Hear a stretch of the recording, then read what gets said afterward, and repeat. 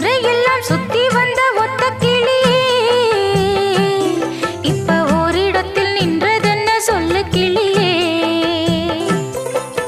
சொந்த பந்தம் யாருமின்றி வந்த கிளியே ஒரு சொந்தம் இப்போ வந்ததென்ன வாசல் வழியே.